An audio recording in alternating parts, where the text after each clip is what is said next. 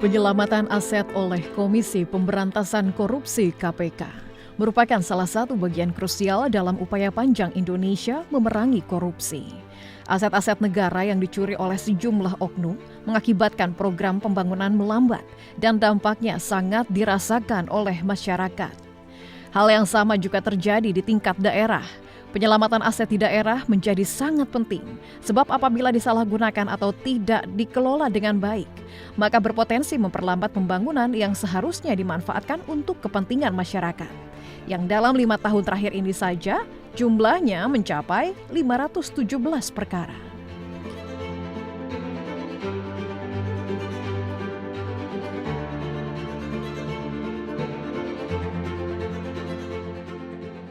Atas dasar itulah, Kedeputian Koordinasi dan Supervisi hadir sebagaimana amanat Undang-Undang Nomor 19 Tahun 2019 tentang tugas dan fungsi KPK.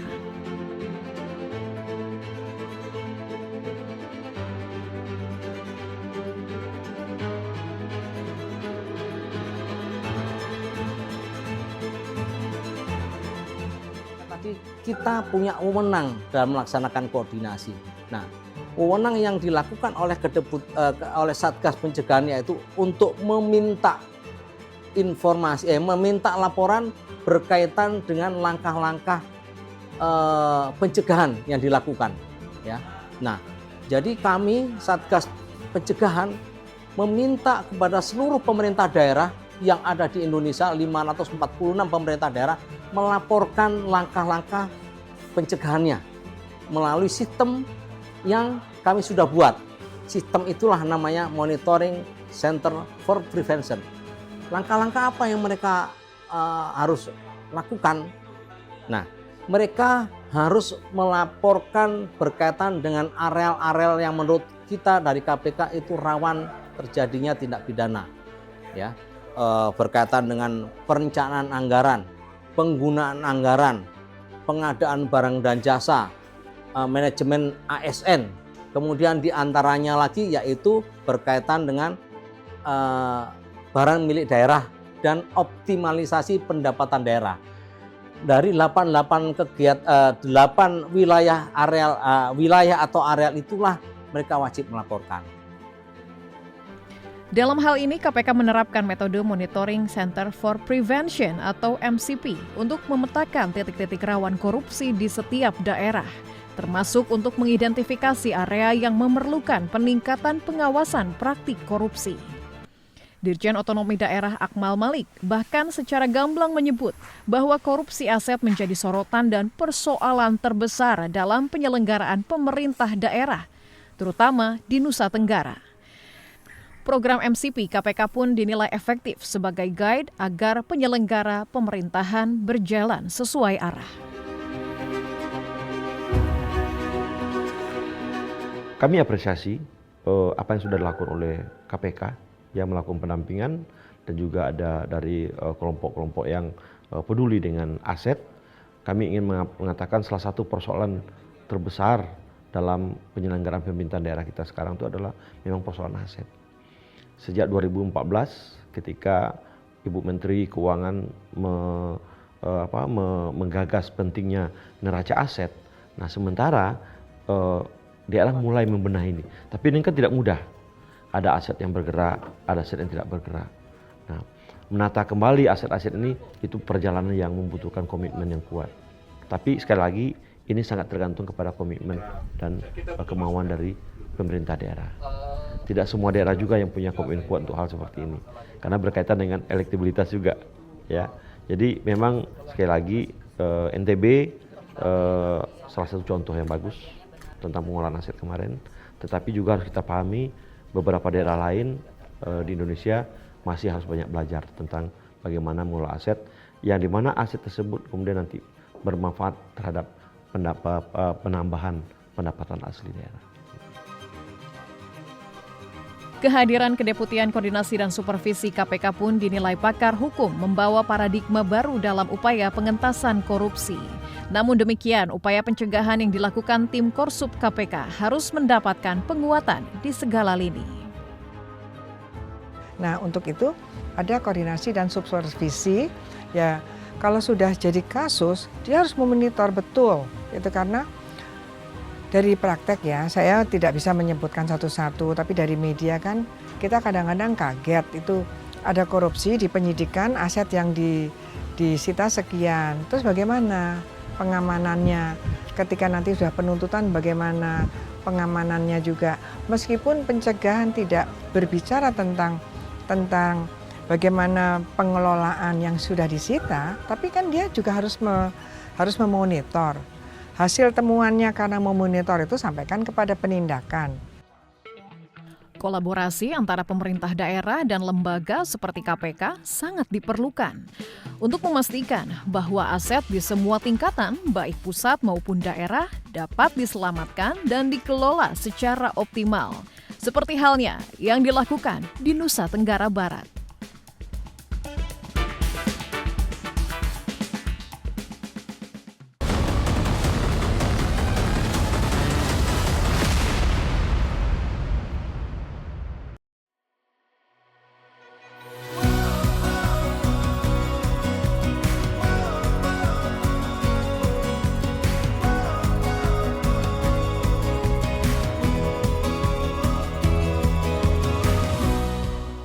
Nusa Tenggara Barat telah lama masyhur dengan keindahan alamnya yang memukau.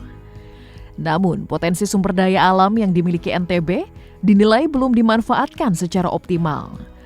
Bahkan, Komisi Pemberantasan Korupsi KPK mengungkapkan banyak anomali dalam pengelolaan sumber daya yang menjadi aset negara, yang tidak hanya menimbulkan kesulitan bagi daerah setempat, tetapi juga meningkatkan potensi dugaan tindak pidana korupsi. Berangkat dari fakta tersebut, KPK melalui Satuan Tugas Koordinasi dan Supervisi Wilayah 5 turun langsung ke lapangan melakukan pencegahan ofensif, menjangkau para pemangku kepentingan guna menyelamatkan NTB dari praktik-praktik rasuah. Dan dimaksud kita mendorong perbaikan tata kelola di pemerintah daerah. Mulai dari perencanaan, penganggaran, ya, jangan sampai Pemda merencanakan korupsi. Dia berkonspirasi dengan DPRD yang mengatur-ngatur anggaran, bagi-bagi anggaran yang tidak sesuai aturan. Ya. Pengadaan barang dan jasa, kita memastikan tidak ada titik-titik proyek, jangan sampai ada proyek mangkrak, karena ini banyak sekali ditemukan di lapangan. Ya. Salah satu misi kehadiran KPK di wilayah tengah Nusa Tenggara tersebut adalah menyelamatkan aset-aset sumber daya yang sejatinya dimiliki negara. Namun keabsahannya masih menggantung dan bahkan telah beralih ke pemilikan secara ilegal.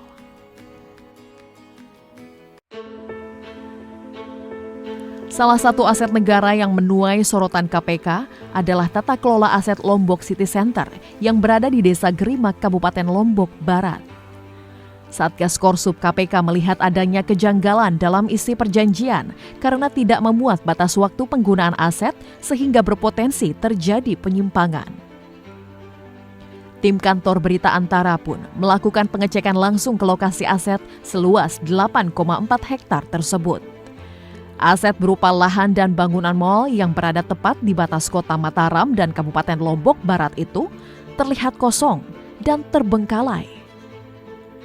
Tidak ada aktivitas berarti, selain beberapa petugas keamanan dan pengelola gedung yang tengah berjaga di sekitar lokasi. Aset tersebut pun kini tengah menjadi objek penyidikan aparat penegak hukum.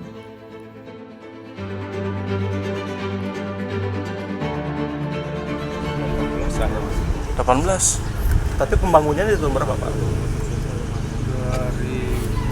2014. Oh, lumayan 4 tahun ya proses pembangunannya. 2012 awal. Peresmiannya 2000 pokoknya 2 tahunan ya. Pak, kita udah di KPK. Oh iya, kemarin udah dari sini ya kemarin. Ada juga yang Ada kemarin ada 3 hari dari sini dari KPK. dan ngecek. Berapa orang? Kalau orangnya itu banyak sekali. Saya tahu yang dari pusat berapa orang kan, tapi yang dari sini kan banyak sekali. Saya lihat kayak di PP, Pemda, Didampingi sama Pemda ya. iya, bisa masuk ke Tripartnya semua kemarin. dia datang tiba-tiba nggak tahu gitu. Kita bukain gerbang aja, seperti silakan. Di kota Seribu Masjid Mataram, KPK juga melakukan mediasi masalah sengketa aset, diantaranya aset lapangan Malomba antara pemerintah kota Mataram dengan Pangkalan Angkatan Laut Mataram. Dua instansi yang sama-sama mengklaim kepemilikan aset tersebut. KPK hadir menjadi jembatan penyelesaian polemik yang timbul, sehingga aset tersebut bisa dimanfaatkan secara optimal dengan status kepemilikan yang lebih jelas. Artinya kita sudah kepemilikan ini kan sudah jelas. Artinya bisa kami lakukan operasional, kemudian renovasi segala macamnya di situ kami bisa lakukan. Yang selama ini kan kita tidak bisa melakukan renovasi ataupun perbaikan-perbaikan. Sementara sekarang SDM kita semakin bertambah, bangunan juga tetap seperti itu. Nah, dengan adanya pengalihan ini kami bisa melakukan perubahan, bisa melakukan rehabilitasi, bisa melakukan pembangunan juga di situ.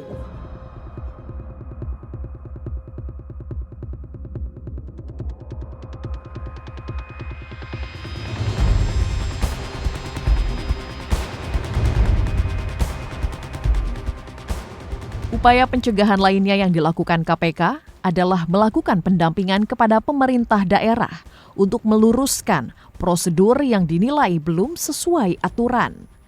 Seperti halnya di bidang perizinan yang rentan terhadap pelanggaran. KPK pun melakukan inspeksi ke Mall Pelayanan Publik Dinas Perizinan Terpadu 1 Pintu DPTSP Kota Mataram. Dalam inspeksi tersebut, KPK menemukan adanya tumpang tindih perizinan antar instansi sehingga keberadaan Mall Pelayanan Publik belum berdampak signifikan terhadap peningkatan pelayanan publik di Kota Mataram. KPK pun memberikan rekomendasi perbaikan tata kelola perizinan guna memastikan seluruh proses penerbitan izin berjalan baik dan sesuai dengan program pencegahan korupsi dari 8 area intervensi KPK. Dengan adanya KPK hari ini datang, saya terus senang sekali. Gitu. Mereka bisa memberikan masukan-masukan dan menanyakan kendala-kendala kami apa yang di sini, dan semua akan kami sampaikan dan untuk diberikan rekomendasi. Saya kira itu. Tujuan akhirnya untuk perbaikan itu supaya harus diperbaikan, ya betul, perbaikan. Hanya ini bukan perbaikan, peningkatan aja. Peningkatan, dan ada memang yang berpotensi celah-celah berpotensi terjadi korupsi atau itu atau kecurangan dan sebagainya.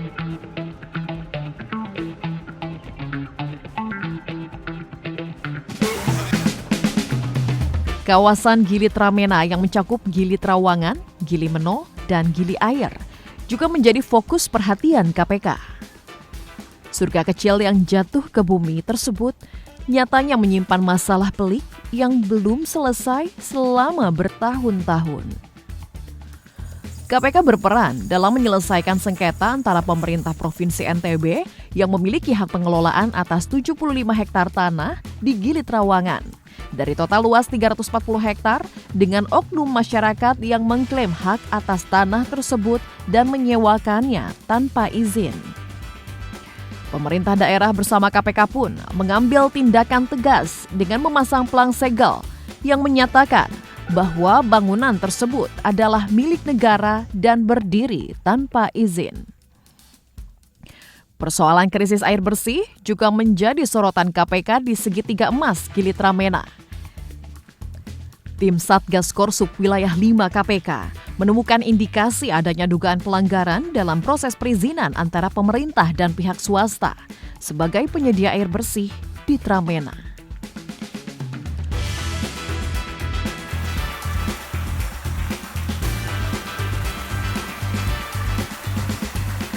Saya dengan datangnya KPK hari ini yaitu memberikan solusi terbaik dengan sesuai dengan aspirasi masyarakat yang pernah dilakukan aksi, pernah bersurat, kami juga mewakili masyarakat, bersurat ke Ombudsman, bersurat ke Bupati, Gubernur semua itu, tapi kan tetap didorong namanya perusahaan yang pernah melakukan kerusakan lingkungan di Gili Trawangan. Nah itu masyarakat tidak mau sampai sekarang.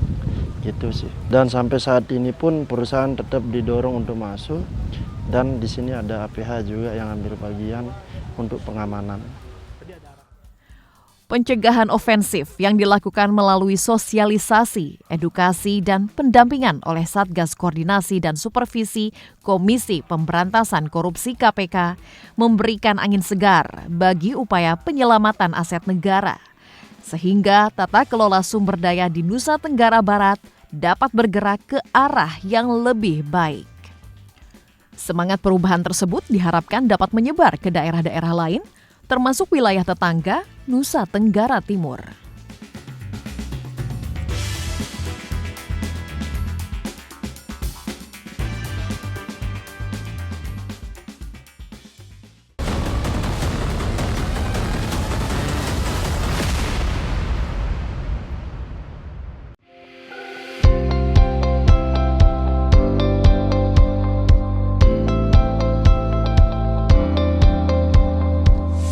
Laut biru kehijauan yang diterangi sinar matahari menjadikan suasana di Labuan Bajo begitu memukau. Suara angin yang berdesir saat menyapu dahan dan belukar semakin memperkuat pesonanya. Sementara itu, di sebelah selatan kota Seribu Sunset, puluhan pasang kaki bergerak menuju ujung dermaga. Derap langkah para petugas anti rasuah Komisi Pemberantasan Korupsi berganti dengan deruan mesin speedboat yang menjauh dari dermaga, diiringi hempasan ombak yang berarak. Siang itu, tim Satuan Tugas Koordinasi dan Supervisi Korsup Wilayah 5 KPK bersama pemerintah Kabupaten Manggarai Barat sedang bergegas menuju sebuah kapal pinisi yang telah dimodifikasi seperti hotel berbintang di tengah lautan.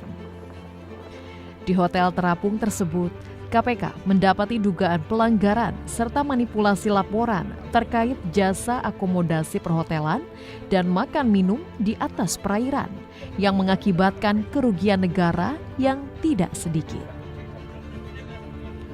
Pemerintah daerah Manggarai Barat yang didampingi oleh KPK mengambil langkah tegas dengan mengirimkan surat teguran kepada pengelola agar segera memenuhi kewajibannya dan tidak mengabaikan perintah tersebut. Jadi jumlah penumpang dan yang naik di atas kapal dengan yang dilaporkan itu berbeda. Itu ya temuan yang dilaporkan oleh teman-teman dari Bapenda ya pada saat mereka lakukan monitoring kemarin. Untuk sementara kita melakukan teguran karena ini peraturan yang baru, ya mungkin juga mereka belum paham sosialisasinya, aturan mainnya dan lain sebagainya. Wah, kami sangat senang sekali karena bukan baru kali ini saja mereka melakukan pendampingan dengan kami, sudah cukup sering ya. Kalau saya hitung sejak COVID mereka sudah melakukan pendampingan dengan kami. Ya, bahkan ada beberapa hotel dan restoran yang menunggak sampai bermiliar-miliar. Ya, begitu mereka mendampingi kami, kemudian mereka merealisasikan pembayaran. Ya, jadi seperti itu.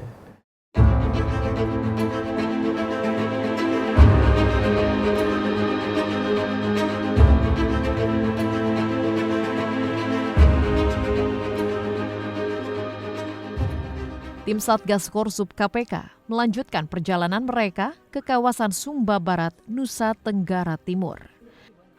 Di daerah yang dikenal dengan 1000 kampung adat ini, KPK menemukan aset mangkrak berupa pembangkit listrik tenaga biomasa PLTBM Bondohula. PLTBM Bondohula adalah aset hibah dari Kementerian Energi dan Sumber Daya Mineral ESDM kepada pemerintah daerah Sumba Barat pada tahun 2020 dengan nilai diperkirakan mencapai 30 miliar rupiah. Aset tersebut kini tidak lagi beroperasi, diduga karena masalah ketersediaan bahan baku utama sehingga pemerintah daerah pun lepas tangan dalam pengelolaannya.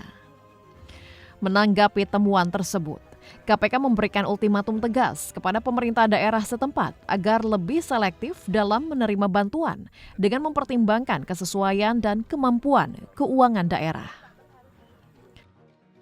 Kolaborasi antara KPK dan pemerintah daerah dalam penyelamatan aset ini terbukti berdampak positif termasuk pada peningkatan pendapatan asli daerah PAD. .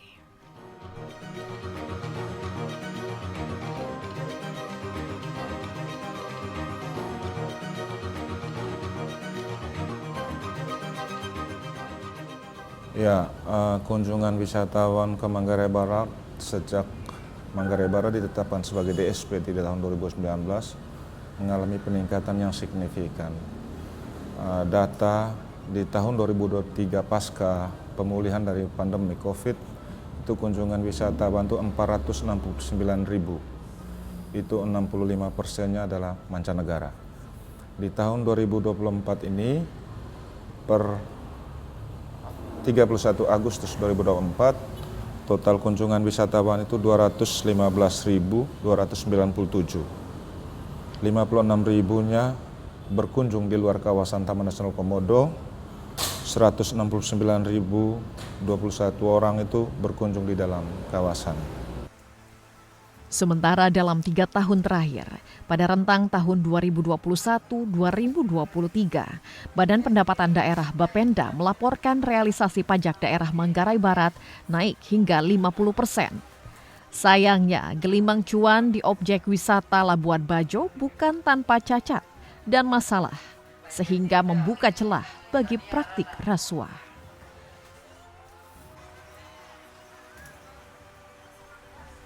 Tekanan-tekanan non-teknis itu cukup kami rasakan. Dan yang bisa membackup kami itu hanyalah dari Komisi Pemberantasan Korupsi. Karena seperti kita ketahui bersama, Komisi Pemberantasan Korupsi ini tidak main-main dalam upaya penegakan aturan terkait tindak pidana korupsi. Jadi sampai dengan tahun 2024, kami selaku Fiskus dan pemerintah daerah merasa sangat terbantu dengan kehadiran Komisi Pemberantasan Korupsi ini. Karena para wajib pajak, ya dengan kehadiran KPK mereka cukup takut untuk melakukan penyelewengan. Dan akhirnya mereka mengungkapkan berapa sebenarnya omset yang mereka dapatkan selama ini.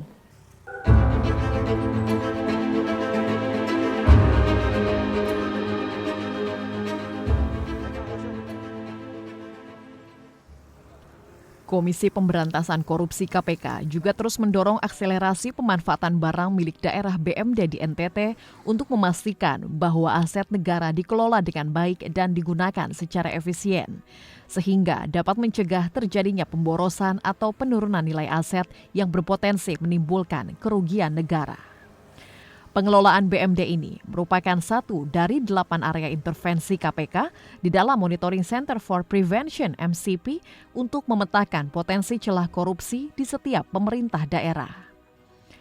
Adanya supervisi dan pendampingan dari KPK memberikan kepercayaan diri yang besar kepada pemerintah daerah dalam upayanya untuk menyelesaikan masalah aset. Ketika KPK mereka melakukan supervisi dan sangat penting sekali dan sangat bermanfaat sekali buat pemerintah daerah. Karena apa? Ada powerful di sini bahwa ternyata negara hadir.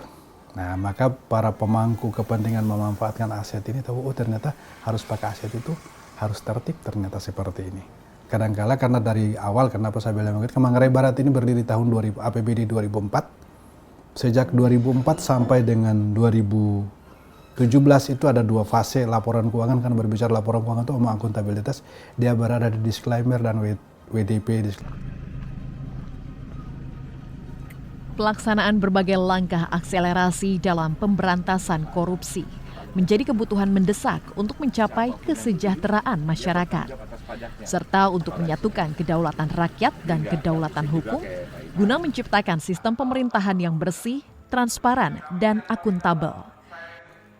Kolaborasi yang erat antara lembaga pemerintah, lembaga swadaya masyarakat, serta sektor swasta kiranya dapat memastikan bahwa setiap kebijakan dan tindakan yang diambil tidak hanya efektif dalam memberantas korupsi, tetapi juga mampu mencegah terulangnya praktik-praktik tersebut di masa depan.